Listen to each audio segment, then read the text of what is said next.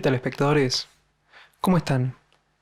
En la retransmisión del episodio de hoy vamos a ver un acto de extravaganza cometido por la iglesia en la época medieval. Y decir extravagancia es quedarnos un poco cortos, porque la verdad que el acto fue una completa locura. Estamos hablando de que desenterraron el cuerpo de un ser humano en estado de putrefacción y lo sentaron en un banquillo para someterlo a un juicio inquisitorial. Dicho de esta manera resumida, suena desquiciado.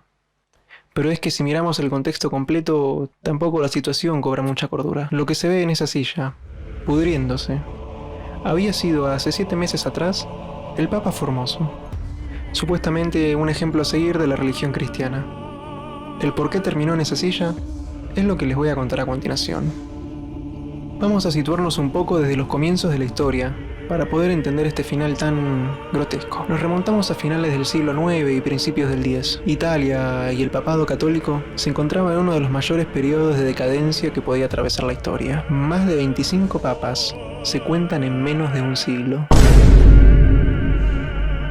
En la mayoría de los casos, estos papas o bien eran militares o bien eran señores seleccionados previamente por las distintas familias más poderosas de la ciudad. Lo hacían brevemente, solo para ser asesinados o depuestos al poco tiempo por las facciones rivales, y así en un constante bucle, dado que respondían a intereses en concreto. La lucha por este continuo poder llevó a la muerte a varios líderes de la Iglesia Católica. Hubo pontífices envenenados, como es el caso de Juan VIII, puestos tras las rejas tras un escaso mes en el cargo papal, como le sucedió a León V, o que llegaron al poder con tan solo 18 años cumplidos, como es el caso de Juan XII. En este tiempo, como mencioné anteriormente, el Papa participaba de manera política y militar en las diversas luchas que componían las familias adineradas de la región, y a la par, en una disputa más amplia por el control de la península itálica.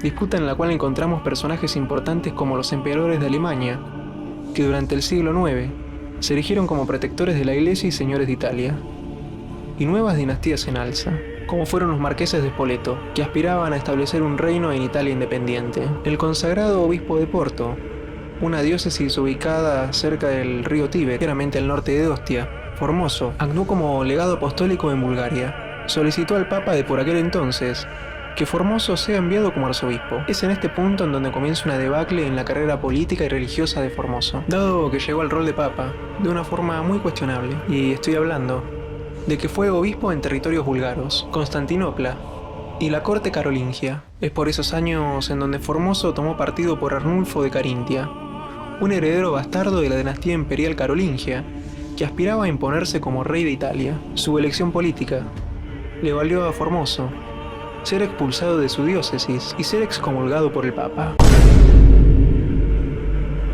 Les había mencionado que Formoso había llegado de maneras muy cuestionables.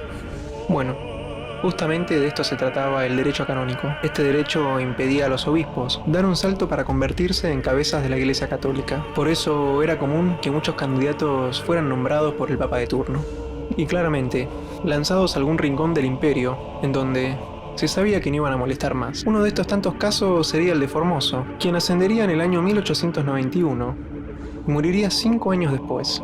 Durante este tiempo, Formoso se involucraría en una trifulca del poder sacro imperio romano, coronado a Lamberto de Spoleto, a pesar de que su padre, Guido de Spoleto III, había sido coronado hace poco tiempo. Con pesar, a Guido esto no le gustaría en lo más mínimo, por lo que se pondría agresivo y jugaría sus cartas en contra del papado de Formoso. Asustado por las represalias que podría tomar Guido, Formoso hace una invitación formal a Arnulfo de Carintia, del Imperio Germano, para invadir toda la península itálica. Invitación que claramente fue aceptada, y dado que todo salió como se esperaba, Arnulfo de Carintia se coronó tras su entrada triunfal en Roma. Tan solo un año después de los hechos relatados recientemente, el Papa Formoso moriría con 80 años de edad. Los rumores históricos indican que quizá Formoso fue envenenado por la familia y los participantes del clan Spoleto, y que murió en una agonía muy grande y dolorosa. Formoso sería reemplazado por un papa que solo duraría unos meses, y finalmente el papado queda en manos de Esteban VI. Este siniestro nuevo papa no hizo gran cosa por la iglesia, pero si por algo es lo que se le recuerda, es por el horrendo acto que cometió. Un concilio que realizó a petición de Lamberto, quien quería mandar un mensaje claro a todos los disidentes políticos. Ambos realizaron un juicio contra el fallecido Formoso. Pero no fue un juicio de palabra.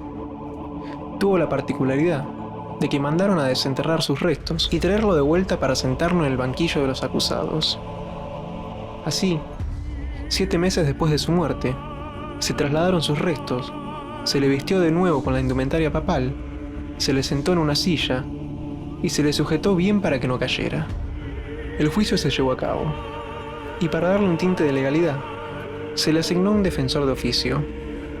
Luego se procedió a leerle todas las acusaciones. Los cargos contra Formoso eran lo de menos. Se le adjudicó que su nombramiento como papa fue ilegal, al haber ascendido al trono de San Pedro, siendo ya obispo de Porto, en contra de una norma del derecho canónico, que prohíba pasar de un obispado a otro, como mencionamos anteriormente. Además se lo acusaba de perjuria, de traición, y de otras tantas cosas, para hacer más real toda la pantomima. Vamos a decir la verdad.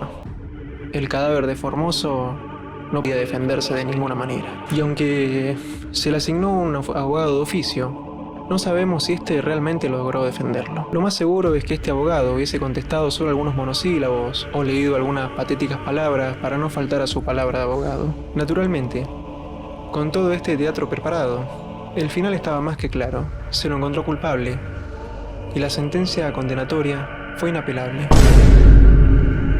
El sínodo firmó el acta de deposición de Formoso. Lo despojaron de su indumentaria, negando que alguna vez en la historia él fue papa. Anularon todos los nombramientos eclesiásticos que hizo durante su régimen a otros religiosos, y para culminar el acto, como si de una obra macabra se tratara, le amputaron 3 dedos, los 3 dedos que usan los papas para bendecir, para posteriormente prenderlo a fuego, y como si esto fuera poco, lo arrojaron a una fosa común. No conforme con toda esta locura galopante religiosa, Esteban VI ordenó nuevamente sacarlo de su lugar de entierro y mandarlo a pasear por todo el río Tíbet. Irónicamente, Esteban VI también había sido obispo antes de haber sido nombrado papa, el mismo cargo que él condenaba de su antecesor. Y más irónicamente aún, ese nombramiento se lo había hecho el mismo Formoso. Pero claro, guiados por la lógica del sínodo, todo lo que éste hizo durante su reinado había quedado anulado, por lo que también se le perdonaba a Esteban VI su salto. El mensaje a los disidentes había sido enviado y había quedado más que claro, pero las cosas no iban a acabar sencillamente ahí. Una turba enfurecida de partidarios del no muerto se levantó en contra de Esteban VI, irrumpieron en el Vaticano y sacaron a palazos de ahí al tétrico papa. Lo echaron a la misma fosa común a la que habían arrojado a Formoso y luego, ahí mismo, lo estrangularon hasta la muerte. Así, los opositores ahora pusieron a un papa que respondan a sus propios intereses, mismo que acabaría muerto unos meses después, y el bucle volvía a repetirse. Y así, mis queridos espectadores, así se vivían las cosas por ese tiempo. Una época donde la corrupción y la política estaban a la orden del día en la religión católica. El Sinodus Horrenda, o más conocido como Concilio Cadavérico, solo es una muestra de que la corrupción humana, al responder a intereses, no tiene límites alguno. Espero que les haya gustado la transmisión del episodio de hoy. Y no se olviden, están escuchando, te cuento los hechos.